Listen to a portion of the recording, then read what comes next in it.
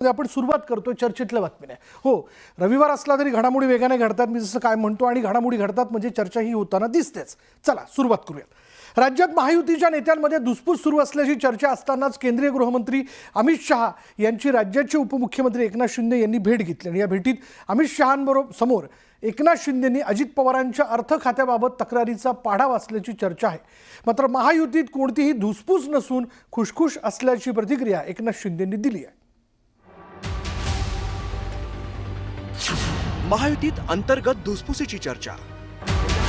राजकीय विषय असला पाहिजे असं काही नाहीये, त्यामुळे सदिच्छा भेट आहे।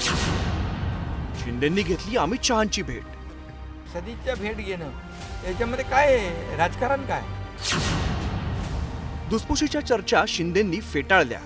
धुसफूस नाही, खुशखुश आहे, काही धुसफूस नाही। विरोधकांचा महायुतीवर निशाणा। सरकारमध्ये सर्व काही आलबेल नाही, सासूसाठी भांडणं केली, सासूस वाटायला आली। राज्याच्या 2 दिवसाच्या दौऱ्यावर असलेले केंद्रीय गृहमंत्री अमित शहा यांनी राज्याचे उपमुख्यमंत्री एकनाथ शिंदेंनी सह्याद्री अतिथीगृहात भेट घेतली। या दोन्ही नेत्यांमध्ये अर्धा तास चर्चा झाली। विशेष म्हणजे या भेटीच्या वेळी राज्याचे मुख्यमंत्री देवेंद्र फडणवीस आणि उपमुख्यमंत्री अजित पवार उपस्थित नव्हते, त्यामुळे राजकीय वर्तुळात विविध चर्चा सुरू झाल्या। दरम्यान ही सदिच्छा भेट असल्याचं एकनाथ शिंदेंनी म्हटलंय। केंद्रीय गृहमंत्री सहकार मंत्री अमित शहा साहेब हे आमच्या NDAचे आणि महायुतीचे नेते आहेत। ते काल रायगडवर होते, काल मुंबईत कार्यक्रम होते, आज देखील मुंबईमध्ये होते। त्यांची सदिच्छा भेट घेणं याच्यामध्ये काय आहे? राजकारण काय? याच्यामध्ये कुठलाही राजकीय विषय असला पाहिजे असं काही नाहीये। महायुतीत कोणतीही धुसफूस नसल्याचंही उपमुख्यमंत्री एकनाथ शिंदेंनी सांगितलंय। आता कालच मी बातम्यांमध्ये ऐकलं की मी असं म्हणालो, मग अमित भाई असं म्हणाले, हे तुम्हीच सगळं चालवताय। धुसफूस नाही, खुशखुश आहे, काही धुसफूस नाही। दादा पण म्हणाले, आणि आम्ही काम करणारे लोक आहोत। काम करणारे लोक तक्रारीचं रडगाणं गात नाहीत, आम्ही रडणारे नाही, लढणारे आहोत। असेल काही ते बसून ते चर्चेतून सगळं सुटणार। दरम्यान अर्थ खात्याकडून आमच्या फाईल्स क्लिअर होत नाहीत अशी तक्रार शिंदेंनी केंद्रीय मंत्री अमित शहांकडे केल्याची चर्चा सुरू आहे। पण अजित पवारांनी मात्र शिंदेंसोबतच्या चांगल्या संबंधांचा दाखला देत ही चर्चा फेटाळून लावली आहे। महायुतीच्या नेत्यांनीही धुसफुशीच्या चर्चा फेटाळून लावल्या। मला अमित शहा साहेब असं काही बोललेले नाहीत। हे सूत्रांच्या माहितीनुसार सांगणं बंद करा। या संदर्भात मी सकाळपासून त्यांचा टेक ऑफ मुंबईला होईपर्यंत मी बरोबर होतो, स्वतः देवेंद्रजी बरोबर होते, स्वतः एकनाथराव शिंदे बरोबर होते। आणि एकनाथराव शिंदे साहेबांना काही सांगायचं असेल तर आमचे संबंध चांगले आहेत, त्याच्यामुळं ते तिकडं तक्रार करतील असं मला अजिबात वाटत नाही। जर काही असेल तर ते डायरेक्ट माझ्याशी बोलतील, CMशी बोलतील। दरम्यान शनिवारी दिवसभर अमित शहांसोबत असून सुद्धा शिंदेंनी रविवारी अर्धा तास एकट्याने अमित शहांसोबत भेट घेत चर्चा केल्यामुळे विरोधकांना आयतं कोलीत मिळालंय। मला वाटतं सातत्यानं होतंय, ज्या पद्धतीनं अजित पवारांच्या पक्षाच्या मंत्र्यांवर, नेत्यांवर जे सातत्यानं आरोप होतात आणि अनेकदा संशय येण्या इतपत ही जागा आहे की नक्की इन्फॉर्मेशन ही कुठून जाते, कोणाकडून इन्फॉर्मेशनचा सोर्स नेमका काय आहे, हा जर अगदी बारकाईनं पाहिला तर या सरकारमध्ये सर्व काही आलबेल नाही याची आपल्याला लगेच कल्पना येते। आणि या पद्धतीनं खरं तर ती जी म्हण आहे की सासूसाठी भांडणं केली, सासूस वाटायला आली, तशी कदाचित एकनाथ शिंदेंच्या सगळ्या मंत्र्यांची ही परिस्थिती आहे असं जाणवतं। केंद्रीय गृहमंत्री अमित शहा आज मुंबईमध्ये होते, त्यांची भेट एकनाथ शिंदेंनी घेतली, मात्र त्यांनी नाराजी दाखवली अमित शहांकडे, कारण का अर्थ खातं आमच्या फाईल सही करत नाही आणि रायगडचं देखील पालकमंत्री पदाचा मुद्दा त्यांनी उपस्थित केला। काल पौर्णिमा होती, काल काही लोक गावी पण जाऊन आले असतील आणि मग जे त्यांना भेटले त्यांनी थोडी काळजी घ्यावी, बस आमच्या अनुभवावरून सांगतो, बाकी काही। मुख्यमंत्री देवेंद्र फडणवीस आणि उपमुख्यमंत्री एकनाथ शिंदेंमध्ये त्यांच्यात कोल्ड वॉर असल्याच्या चर्चा गेल्या अनेक दिवसांपासून सुरू आहेत। त्यातच अजित पवारांकडे असलेल्या अर्थ खात्यामुळे शिंदेंच्या शिवसेनेच्या मंत्र्यांची कोंडी होत असल्याचं बोललं जायचं। याच पार्श्वभूमीवरती एकनाथ शिंदेंनी अमित शहा यांची घेतलेली भेट राजकीय वर्तुळात चर्चेचा विषय ठरली आहे। Bureau report, news 18 Lokmat. वेगवान आढावा। चोपडा तालुक्यातील काही भागांमध्ये अवकाळी पाऊस आणि गारपिटीमुळे शेतकऱ्यांचं मोठं नुकसान झालंय. काढणीला आलेली केळी जमीनदोस्त झाल्यामुळे शेतकऱ्यांनी नुकसान भरपाईची मागणी केली. जुन्नर तालुक्यातील अनेक गावांना वादळी वाऱ्यासह अवकाळी पावसानं झोडपलंय. या पावसामुळे आंबा, फुल पिकं, उन्हाळी बाजरी यांसारख्या अनेक पिकांचं नुकसान झालंय. नांदेडमध्ये अवकाळी पावसाने जोरदार हजेरी लावली आहे. वादळी वाऱ्यासह आलेल्या पावसामुळे शेती पिकाचं मोठं नुकसान झालं. यामुळे बळीराजा आता चिंतेत सापडला. रावेर तालुक्यात वादळी वाऱ्यासह जोरदार गारपीट झाली आहे. त्यामुळे सुमारे 500 हेक्टरवरील केळी बागांचं मोठं नुकसान झालंय. त्यामुळे शेतकरी आता आर्थिक संकटात सापडलाय. निळगाव तालुक्यातील आमोदा, गाडोदासह चोपडा तालुक्यातील धानोरा, मचला या परिसरासह इतर गावात अवकाळी पावसाने गारपीट झालेली आहे. पिकं धोक्यात आल्यामुळे शेतकरी हवालदिल झाला. हिंगोलीमध्ये उन्हाच्या कडाक्यामध्ये वाढ झालेली आहे. यावेळेला दुग्ध व्यावसायिकांनी म्हशींना गारवा निर्माण होण्यासाठी पाण्याची सोय केली आहे. त्यामुळे म्हशींच्या दूध देण्याच्या क्षमतेमध्ये वाढ झाली. वाशिममध्ये तापमान वाढीचा परिणाम भूजल पातळीवरती झालाय. ग्रामीण भागातील विहिरींची पाणी पातळी झपाट्याने घटत असून काही ठिकाणी विहीर पूर्णपणे कोरड्या पडल्या. नांदेड जिल्ह्यातील भोकर फाटा ते कंदलगाव या कॅनॉलचं काम निकृष्ट दर्जाचं असल्याचा आरोप शेतकऱ्यांनी केला. या कामासाठी बालमजुरांचा वापर केल्याचा आरोप स्वाभिमानी शेतकरी संघटनेनं केला. त्यामुळे या कामाची चौकशी करून कारवाई करावी अशी मागणी केली जाते. कृषी विभागाच्या कर्मचाऱ्यांनी शेतकऱ्यांचा आधार कार्डवरील माहिती चुकीची भरल्यामुळे 100 पेक्षा जास्त शेतकऱ्यांवरती अनुदानापासून वंचित राहण्याची वेळ आली आहे. जे शेतकऱ्यांनी कमी किमतीत आपला शेतमाल विकला अशा शेतकऱ्यांना शासनाकडून अनुदान जाहीर करण्यात आलं होतं. केवळ शहर परिसरात आणि ग्रामीण भागात अवकाळी पावसामुळे शेकडो पिकांना मोठा फटका बसलाय. कांद्यांच्या पिकात सर्वात मोठं नुकसान झालेलं. त्यामुळे शेतकरी आर्थिक संकटात सापडलाय. हिंगोलीच्या धामणी परिसरात शेवंतीच्या फुलांच्या मागणीमध्ये वाढ झालेली आहे. बाजारात शेवंतीच्या फुलांना 100 ते 120 रुपये किलो दर मिळतोय. त्यामुळे फुल उत्पादक शेतकऱ्यांनी समाधान व्यक्त केलं आहे. नाशिकच्या मनमाडमध्ये भैरवनाथ यात्रेला सुरुवात झाली आहे. यावेळेला रथ ओढताना हिंदू मुस्लिम ऐक्याचं दर्शन पाहायला मिळालं. दरम्यान यात्रेमध्ये मोठ्या संख्येने नागरिकांनी सहभाग घेतला आहे. धाराशिवच्या येरमाळामध्ये येडेश्वरी देवीच्या यात्रेत चुना वेचण्याचा कार्यक्रम आयोजित करण्यात आला होता. यावेळेला मोठ्या संख्येने भाविकांनी सहभाग नोंदवलाय. दरम्यान पालखीवरती हेलिकॉप्टरने पुष्पवृष्टी करण्यात आली. साईबाबांच्या दर्शनासाठी भाविकांनी शिर्डीमध्ये मोठ्या प्रमाणात गर्दी केली. सलग आलेल्या सुट्ट्यांमुळे पर्यटन स्थळांसोबतच धार्मिक स्थळांना सुद्धा मोठी गर्दी पाहायला मिळते. यावेळेला भाविकांच्या रांगांनी आणि साईनामाच्या जयघोषाने शिर्डी दुमदुमून गेली. मुळशी तालुक्यातील वाळीण गावातील 350 वर्षांची परंपरा लाभलेल्या वाघजाई देवीची गबाड यात्रा भक्तिभावानं आणि उत्साहामध्ये पार पडली. यावेळेला संबळ आणि ताशाच्या गजरामध्ये देवीच्या जयघोषात ही यात्रा पूर्ण झाली. जळगावमध्ये मरीमाता देवी मंदिराच्या वतीने मिरवणूक काढण्यात आली. मिरवणुकीमध्ये मोठ्या संख्येने भाविकांनी सहभाग घेतला. रायगडच्या माणगावातील नांदवी गावाचं ग्रामदैवत श्री बापूजी महाराज यांचा वार्षिक जत्रोत्सव मोठ्या उत्साहात पार पडला. या निमित्ताने भाविकांनी मोठ्या प्रमाणात दर्शनासाठी गर्दी केली. बगाडावरून लाट फिरवणे तसंच पालखी नाचवणं भाविकांचं आकर्षण ठरलंय. बीडच्या आष्टे तालुक्यातील वळुंज इथल्या भैरवनाथाच्या यात्रेला सुरुवात झाली. यात्रेच्या 250 वर्षांची परंपरा आहे. यात्रेनिमित्ताने मंदिरावरती आकर्षक अशी विद्युत रोषणाई करण्यात आली. छत्रपती संभाजीनगरमध्ये पाण्याची पाईपलाईन फुटल्याची घटना घडली. त्यामुळे लाखो लिटर पाणी वाया गेले. तातडीने पाईपलाईन दुरुस्तीचं काम करण्याची मागणी नागरिक करत आहेत.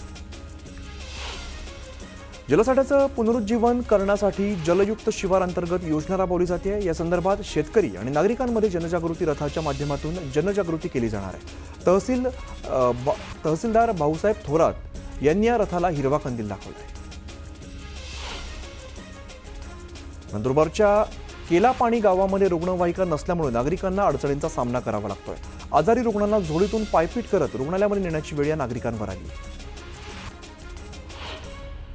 तापमान वाढल्यामुळे जळगावात नद्या, तलाव आणि विहिरींचं भूजल पातळी कमी होत असल्याचं चित्र दिसतंय. मध्यम आणि मोठ्या प्रकल्पातील जलसाठा गेल्या महिन्याभरामध्ये 10% घसरलेला आहे. त्यामुळे पाणी टंचाईची शक्यता निर्माण झाली. उपमुख्यमंत्री अजित पवारांनी मराठी बिग बॉस विजेता सूरज चव्हाणच्या घराच्या बांधकामाची पाहणी केली आहे. बांधकाम उत्तम दर्जाचं करण्याच्या सूचना अजित पवारांनी दिल्या. सांगोल्याच्या यलमार मंगेवाडीमध्ये बोर आणि नारळी झाडाचं पेटवण्यात आलेली आहेत.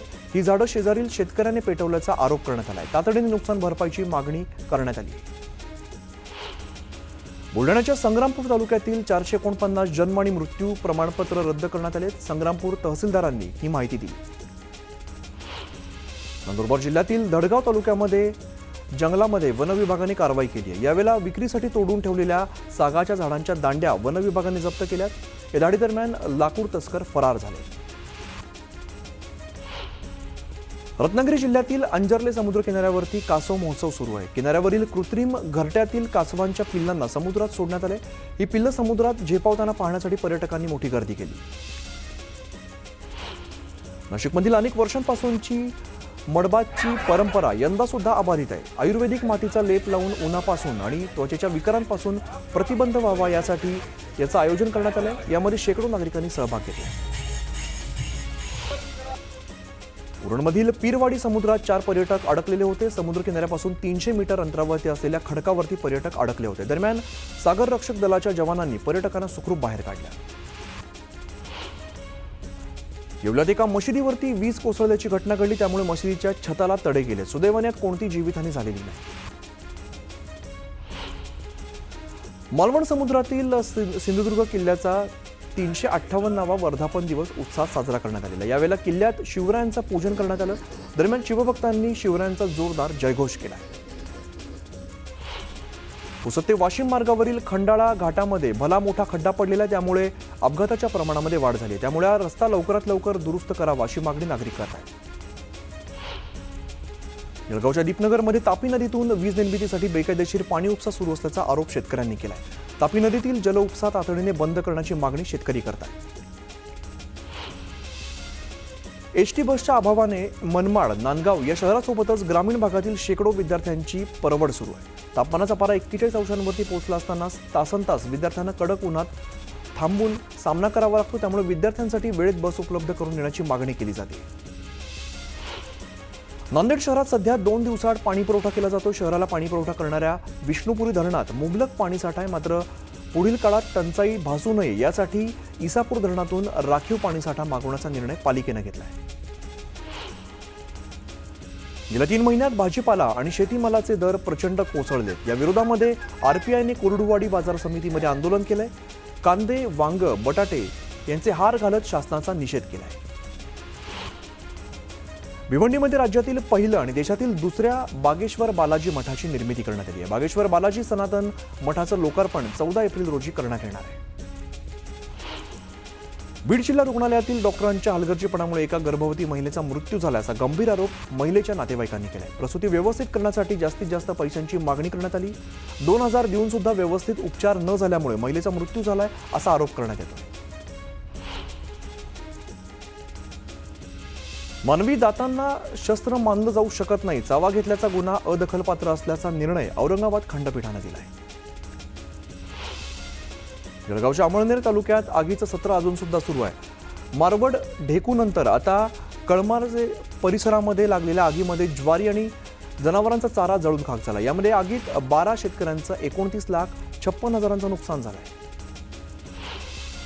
डहाणूमध्ये महालक्ष्मी यात्रेदरम्यान गडाच्या टोकावरती चढण्याचा प्रयत्न करणाऱ्या एका भाविकाला खाली पडून जागीच मृत्यू झालाय.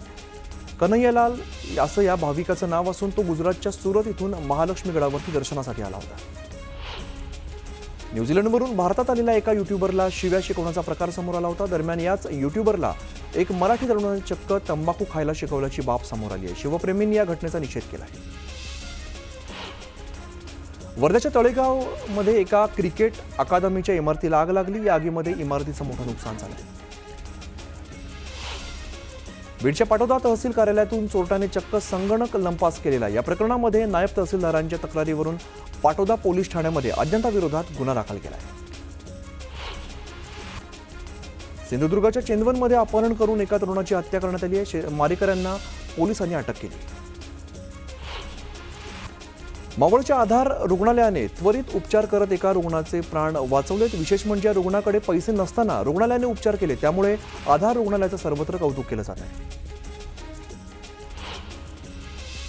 बुलढाण्याच्या मंगरुळ मध्ये गोठ्यातील 12 बकऱ्यांवरती हल्ला केलेला आहे. प्राण्याच्या हल्ल्यामध्ये 12 बकऱ्यांचा मृत्यू झाला. दरम्यान वन विभागाने तातडीने पंचनामा करून मदत करण्याची मागणी शेतकरी करत आहेत. चंद्रपूर जिल्ह्याच्या मूल तालुक्यातील चितेगाव या परिसरातून जेरबंद करण्यात आलेल्या वाघिणीच्या 3 बछड्यांना जेरबंद करण्यात अखेर यश आलंय. 5 महिन्यांच्या 3 छाव्यांना त्यांच्या आईपाशी सोडण्यात आलंय. जामनेर तालुक्यातील लोंढरी गावामध्ये शेतकऱ्यांनी शेतामध्ये जमा केलेला मका जळून खाक झालाय. अज्ञात व्यक्तीने मक्याच्या ढिगाला आग लावल्यामुळे 150 क्विंटल मका जळून खाक झालाय. मालेगावात यात्रेदरम्यान आकाश पाळण्यामध्ये बसण्याचा मोह एका तरुणाच्या जीवावरती बेतलेला आहे. होडी पाळण्यात खाली पडल्यामुळे या तरुणाचा मृत्यू झालाय. हिंगोलीच्या कळमनुरी तालुक्यातील बोल्ट फाटा या परिसरामध्ये तरुणाचा मृतदेह आढळलाय. रस्त्याच्या कडेला काट्याकुट्यांमध्ये हा मृतदेह पडलेला होता. या मृतदेहाची ओळख पटली असून पोलिसांकडून अधिकचा तपास सुरू आहे. नाशकातील धक्कादायक घटना समोर आली आहे. भांडण रोखण्यासाठी गेलेल्या रिक्षाचालकाची हत्या झाली आहे. रिक्षाचालकावरती टोळक्याने धारदार शस्त्राने हल्ला केलाय आणि त्यांचा उपचारादरम्यान मृत्यू झाला. या प्रकरणात पोलिसांनी 4 अटक केली. कल्याणमधील अल्पवयीन मुलीवरील अत्याचार प्रकरणाचा आरोपी असलेला विशाल गवळीने तळोजा जेलमध्ये आत्महत्या केली आहे. आरोपी गवळी 3.5 महिन्यांपासून तळोजा जेलमध्ये होता. किरीट सोमय्यांच्या बीड दौऱ्यानंतर बनावट जन्म प्रमाणपत्र काढणाऱ्या दोघांवरती गुन्हा दाखल करण्यात आला. या प्रकरणी पोलिसांकडून अधिकचा तपास सुरू आहे. मालाडमधील चोरीचा सीसीटीव्ही समोर आलेला आहे. स्पायडरमॅन सारख्या पाईपचा वापर करून इमारतीवरती चढून चोरट्याने 36 लाख आणि सोन्याचे दागिने लंपास केलेत. या प्रकरणी पोलिसांनी अवघ्या 12 तासामध्ये या आरोपीला अटक केली. अंबरनाथ तालुक्याच्या क्रीडा संकुलाची इमारत मागील वर्षी कोसळली होती. दरम्यान या ठिकाणी कोसळलेल्या वास्तूचा सांगाडा 1 वर्षापासून तसाच पडून आहे. मात्र या पुनर्बांधणीकडे प्रशासनाचं दुर्लक्ष होतंय, त्यामुळे खेळाडूंमध्ये नाराजी आहे. मीरा रोड परिसरात चोरट्यांनी महिलेच्या दागिन्यांची चोरी केली. चोरी करणाऱ्या 2 चोरट्यांना पोलिसांनी अटक केली आहे. चोरीची संपूर्ण घटना सीसीटीव्हीत कैद झाली. सरकारने खासगी रुग्णालयांचे दर निश्चित केले पाहिजेत का? गेल्या 5 वर्षात रुग्णालयाने अनावश्यक चाचण्या केल्यात का? आदी प्रश्नांवरती नागरिकांची मतं ऑनलाईन स्वरूपात पुण्यातील पेशंट राईट्स नाऊ या फोरमकडून मागवली जात आहे. खासगी रुग्णालयात दर निश्चिती करण्यासोबतच सर्वोच्च न्यायालयात याचिका दाखल करण्यात आली आहे. या याचिकेमध्ये ही माहिती सादर केली जाणार आहे. एप्रिल महिना सुरू होताच उन्हाची तीव्रता अधिक वाढली आहे. त्यामुळे नागरिकांचं उन्हापासून संरक्षण व्हावं यासाठी पालिकेने सिग्नलवरती हिरवी नेट बसवली. पुरुषांवरती होणारे अत्याचार थांबवा या मागणीसाठी पुरुष आयोग 19 एप्रिलला दिल्लीतील जंतर मंतर मैदानावरती धरण आंदोलन करणार आहे. पुरुषांच्या बाजूने देखील कायदा व्हावा अशी मागणी केली जाते. बदलापूरमधील शेकडो शाळांमध्ये शिवी मुक्त शाळा अभियान राबवलं जात आहे. भाजपाचे आमदार किसन कथोरेंच्या संकल्पनेतून हे अभियान राबवलं जात आहे. याची मुंबई विद्यापीठाच्या कुलगुरूंनी दखल घेतली आहे. गोंदियामध्ये आंबेडकर जयंती निमित्ताने दुचाकी रॅली काढण्यात आली. यावेळेला मोठ्या संख्येने तरुणांनी रॅलीमध्ये सहभाग घेतला आहे. बेळगावमध्ये आंबेडकर जयंती निमित्ताने जय भीम पदयात्रेचं आयोजन करण्यात आलं. यावेळेला जिल्हाधिकारी आयुष प्रसाद यांनी हिरवा झेंडा दाखवत पदयात्रेला सुरुवात केली. सिल्लोडमध्ये आंबेडकर जयंती निमित्ताने विविध कार्यक्रमांचं आयोजन करण्यात आलं. यावेळेला आयोजित केलेल्या आरोग्य शिबिरात मोठ्या संख्येने नागरिकांनी सहभाग घेतला. चंद्रपूरमध्ये भीम पदयात्रेचं आयोजन करण्यात आलं होतं, मात्र ही पदयात्रा रद्द करण्यात आली आहे. पदयात्रा रद्द झाल्याची माहिती नागरिकांपर्यंत न पोहोचवणाऱ्या अधिकाऱ्यांविरोधात कारवाई केली जाणार आहे. सिंधुदुर्गमध्ये आंबेडकर जयंती निमित्ताने कुडाळ हायस्कूलमध्ये जय भीम पदयात्रेचं आयोजन करण्यात आलं. यावेळेला मोठ्या संख्येने विद्यार्थ्यांनी सहभाग घेतला. कल्याणमधील अल्पवयीन मुलीची अत्याचार प्रकरणाचा आरोपी विशाल गवळीने तळोजा जेलमध्ये आत्महत्या केली आहे. आरोपी गवळी 3.5 महिन्यांपासून तळोजा जेलमध्ये होता. विशाल गवळीच्या आत्महत्येवरती माजी नगरसेवक महेश गायकवाड यांनी प्रतिक्रिया दिली आहे. गवळीच्या आत्महत्येचा आम्हाला काही आनंद नाहीये. 3 महिन्यांमध्ये केस चालवून त्याला भर चौकामध्ये शिक्षा दिली असती तर इतर नराधमांना याचा चाप बसला असता, असं मत त्यांनी व्यक्त केलं. विशाल गवळीने आत्महत्या केली नसून त्याची हत्या केली असा आरोप विशाल गवळीचे वकील संजय धनके यांनी केलेला आहे. दरम्यान याची सखोल चौकशी करण्याची मागणी केली. नराधम विशाल गवळीने फाशीच्या शिक्षेच्या भीतीपोटी आत्महत्या केली. जे झालं ते बरं झालं अशी प्रतिक्रिया आमदार सुलभा गायकवाडांनी दिली. पीडितेच्या आई वडिलांना न्याय मिळाला असंही त्या म्हणाल्या. विशाल गवळीला कायद्याने फाशी झाली असती तर असं कृत्य करणाऱ्यांना अद्दल घडली असती अशी प्रतिक्रिया आमदार विश्वनाथ भोईर यांनी दिली. या पीडितेच्या कुटुंबाला नैसर्गिक न्याय मिळाल्याचंही ते म्हणाले. गोंदियातील इंडिया डोह धरणातून कालव्यामध्ये पाणी सोडण्यात आलेलं आहे. दरम्यान प्रतापगड इथल्या शेतकरी कालव्यामध्ये हातपाय धुण्याकरता गेले असता पाण्याच्या प्रवाहात वाहून गेलेला आहे. दरम्यान 24 तासानंतर शेतकऱ्याचा मृतदेह आढळून आला आहे.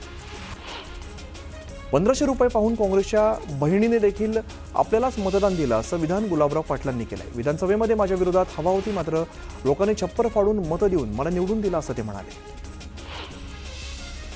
रायगडमधील पूर्व नियोजन कार्यक्रम रद्द करत मंत्री भरत गोगावले मुंबईच्या दिशेने रवाना झाले. त्यामुळे रायगडच्या पालकमंत्रीपदाबाबत मोठा निर्णय होण्याची शक्यता आहे. छत्रपती शिवाजी महाराजांचा वारसा जगाने सांभाळला पाहिजे असं शहा म्हणाले. काही लोकांना मात्र बदनामी करण्याची हौस असते, तर राऊतांना माध्यमांना भेटण्याची हौस असते असं म्हणत उदय सामंतांनी राऊतांवरती टीका केली. संभाजीनगरच्या कार्यक्रमात महायुतीतील 2 मंत्र्यांमध्ये नाराजी नाट्य पाहायला मिळालं. कार्यक्रमाला उशिरा येत असल्यामुळे मंत्री अतुल सावेंनी नाराजी व्यक्त केली आहे. थेट मंत्री संजय शिरसाटांना फोन लावत तुमचं खैरे साहेब होऊ देऊ नका असा सल्ला दिलाय. आयुक्तांच्या फोनवरून संजय शिरसाटांना कानपिचक्या दिल्याचा व्हिडिओ सध्या व्हायरल होतो. खासदार अमोल कोल्हेंनी महायुतीवरती निशाणा साधलेला आहे. सासूसाठी भांडणं केली आणि शेवटी सासूच वाट्याला आली असं म्हणत अजित पवारांच्या अर्थखात्याच्या सह्यांवरून सुरू असलेल्या गोंधळावरती कोल्हेंनी शिंदेच्या शिवसेनेला चिमटा काढलाय. सभागृहातील बेशिस्त आमदारांच्या मुद्द्यावरून भाष्य करताना विधान परिषदेचे सभापती राम शिंदेंनी मिश्किल टोला लगावलाय. सभागृह हा सुद्धा एक वर्गाचा भाग आहे. शाळेतील विद्यार्थी सराईत नसतात, मात्र आमच्यातले विद्यार्थी खूप सराईत आहेत. त्यामुळे त्यांना कंट्रोल करण्यासाठी वेगवेगळ्या आयुधांचा वापर करावा लागतो असं शिंदे म्हणाले. मुंबईत शिवसेनेने उभाटा पक्षाला आणखीन एक धक्का दिलेला आहे. संजय घाडी आणि संजना घाडी या दाम्पत्याने शिवसेनेमध्ये प्रवेश केलाय. दोघेही पती पत्नी मुंबई पालिकेमध्ये नगरसेवक होते. त्यामुळे त्यांच्या प्रवेशामुळे मुंबईमध्ये शिवसेनेची ताकद आता वाढणार आहे. एकनाथ शिंदे अमित शहांमार्फत बोलणार नाहीत, काही असल्यास ते थेट अजितदादांना कॅबिनेटमधून बोलतील असं वक्तव्य सुधीर मुनगंटीवार यांनी केलंय. तर 3ही पक्षांमध्ये आणि सरकारमध्ये सर्व काही आलबेल आहे असंही ते म्हणाले. उपमुख्यमंत्री अजित पवार बारामती दौऱ्यावरती असून त्यांची जनाई शिरसाई योजनेचं लोकार्पण केलंय. पाणी बोरकवाडीमध्ये तलावामध्ये सोडण्यात आलंय. साताऱ्यातील रयत शिक्षण संस्थेच्या मॅनेजिंग काउन्सिलच्या बैठकीला शरद पवारांसह अजित पवारांनी हजेरी लावली. महत्त्वाची गोष्ट म्हणजे शरद पवारांच्या बाजूच्या खुर्चीवरती अजित पवार होते आणि यावेळेला काका आणि पुतण्यांमध्ये चर्चा झाल्याचं पाहायला मिळालं. महाराष्ट्र दौऱ्यावरती असलेले केंद्रीय गृहमंत्री अमित शहा हे दिल्लीसाठी रवाना झाले. मात्र दिल्लीला रवाना होण्यापूर्वी उपमुख्यमंत्री एकनाथ शिंदेंनी अमित शहांच्या भेटीसाठी ते दाखल झाले आणि दोघांमध्ये सुमारे अर्धा तास चर्चा झाल्याची माहिती आहे. यावेळी त्यांच्यामध्ये चर्चा काय झाली हे मात्र अद्याप गुलदस्त्यात आहे. राधाकृष्ण विखे पाटील मतांसाठी भिकारी असल्याची टीका बच्चू कडूंनी केली आहे. वीरभद्र महाराज बच्चू कडू यांना सद्बुद्धी देवो असं म्हणत विखे पाटलांनी कडूंना प्रत्युत्तर दिलं आहे.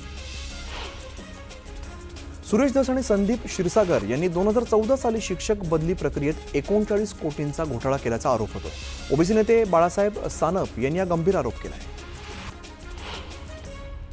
बारामतीमध्ये उपमुख्यमंत्री अजित पवारांच्या हस्ते विद्यार्थ्यांना चष्मा वाटप करण्यात आले. दरम्यान चष्मा न काढण्याचा सल्ला अजित पवारांनी विद्यार्थ्यांना दिला आहे.